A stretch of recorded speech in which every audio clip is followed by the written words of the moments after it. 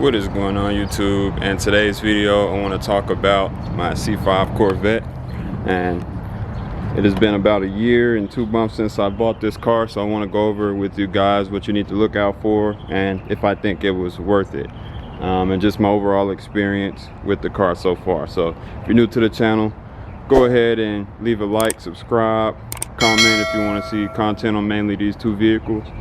Also that one, but we'll talk about that at a later time. So let's talk about the C5 and my overall experience. As you can see, it has a carbon fiber rear over fenders / rear wide body. I have a Course Extreme exhaust, Speed Engineering long tube headers and X pipe, as well as got some 19 by 8.5 in the front and 9.5 in the rear, plus 35 offset reels. So outside of that, I've done a cold air intake and then a DeWitt's radiator and fan upgrade, which I will show you in just a second. So here's my radiator. I do not have the cover over it, and then I have the DeWitt's fans to go with it as well. Then I have this cold air intake, and I always forget what brand it is, but it's there. So that's that. And so how have I liked the car so far? So I want to start by saying this car blew me away when I bought it, because for it to be in stock form, you know, the exhaust, you can't hear anything. It sounds like a vacuum cleaner. But the way the car performs in stock form is absolutely incredible. It's probably one of the best performing stock cars I've been in. I didn't think it was going to be as fast as it was, and when I test drove it, it really caught me off guard how much power this car puts down in first and second gear. It's a big adjustment if you've never driven a Vette or any fast car. I had a Camaro before this, but first and second gear in this car is absolutely ridiculous, and it doesn't weigh anything. So with just a few bolt-ons, you're keeping up with a lot of fast cars, because this car only weighs 3,300 pounds. So performance-wise, I've not been disappointed at all. This is probably one of the best all-around cars that not only I've had, but that you can buy that's on the market for the price range. So the 1 year I've had it, I've absolutely loved this car. So as far as issues go and what you need to look out for if you're planning on buying one, buying a C5, is, let's start with the coolant tank. Coolant tank is probably going to be something that leaks after a while, and that is something very random and not really important. It's only a $70 fix, but just make sure it looks like it's in decent condition. It's just looking under the hood, part of your under hood inspection. A big one though that you want to make sure is there is your air dam. My car did not come with an air dam, and I was having constant overheating issues. I even did the license plate mod. It is raining, so I'm just going to zoom in on it. But I just did the license plate mod where I put that mesh grill there. That helped a little bit. Didn't do that much, but it kind of helped. But I eventually went ahead and threw the air dam back under there. I only have the middle piece. I don't even have the side pieces on, because apparently the last owner ran something over and took out a lot of the covers under there, so the side ones don't even have anywhere to bolt up.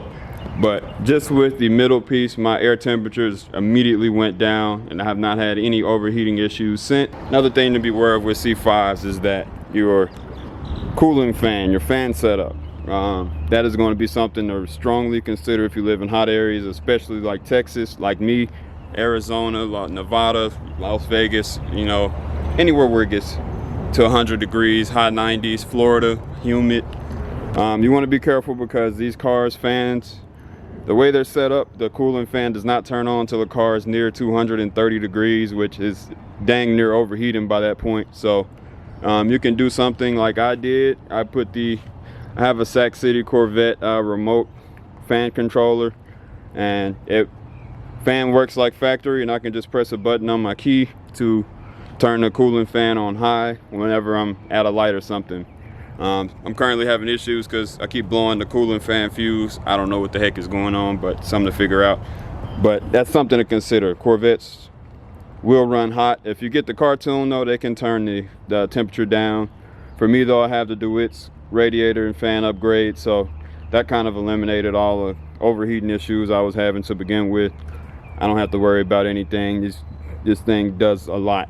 Another one is going to be the ECBM or EBCM, electronic brake control module.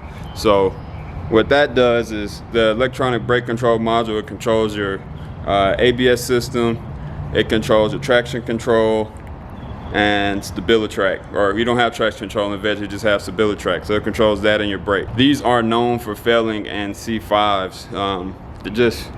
It's a newer computer system, and well, new for the time, but very ancient technology, just known for failing. And if you have a, I believe, 98 to 2000 Corvette, it is pretty hard or almost impossible to replace them. You can try to have them fixed, but it's kind of tough. So from what I learned, the 01 plus EBCMs are rebuildable and a lot easier to replace if it gets to that point. So that's something else to consider. In 2001, if you're looking at Corvettes, they also beefed up a lot of parts.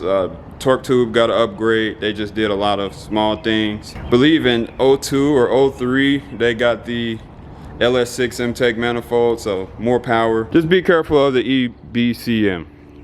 That's something that's gonna go bad. Mine is going out. It is very bipolar. I can have traction control on and then it just starts cutting power for no reason and not letting me rev above 2000. And I turn traction control off, it goes to normal. If that's something that happens to you, if you have a C5, or if you plan on getting a C5 and it happens, just turn traction control off and you're good. Probably don't want to drive this car with traction control on anyway. So that's just a few things that I've learned in a few years. Something else to consider with these cars is that they are extremely low, and I scrape everything. I lowered the car just a little bit. It's not even sitting as flush as it could be, but I mean, I can barely get around with it as is. So with how low that Corvettes are, you're going to want to consider the environment that you live in. If you go up a lot of steep driveways, a terrain that can cause you to scrape a lot, then this probably isn't going to be a good car for you, because they sit low and they will scrape on everything. You will knock your air dam off. With that being said though, as long as you're in a place where you're not in back roads going over 2-foot potholes, something you would need a truck for, man, you'll be just fine. Make sure you get behind the wheel of one and make sure this is really the car for you, because Corvettes are a lot different than most sports cars that you can buy. You know, they ride very low, you sit low. If you're a taller driver, you want to sit in and make sure you like the way it feels as well. I'm about 6'6",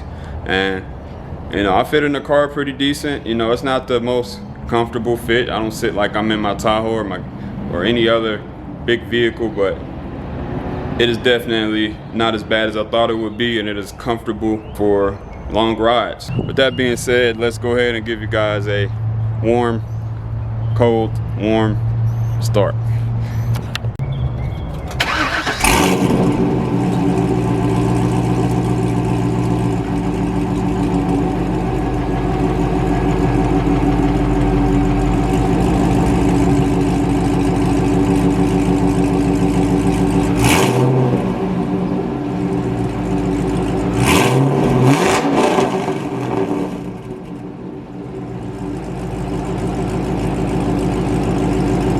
Rev it too loud, don't want to piss anybody off.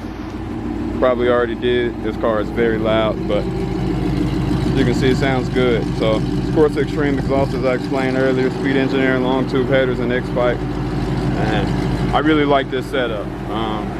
Really like the setup. So that's gonna do it for this one. Hope y'all enjoyed the video. I hope this helped you if you're looking for a C5. If so, leave a like, subscribe, comment, and as always, y'all take it easy, and I will catch y'all on the next video.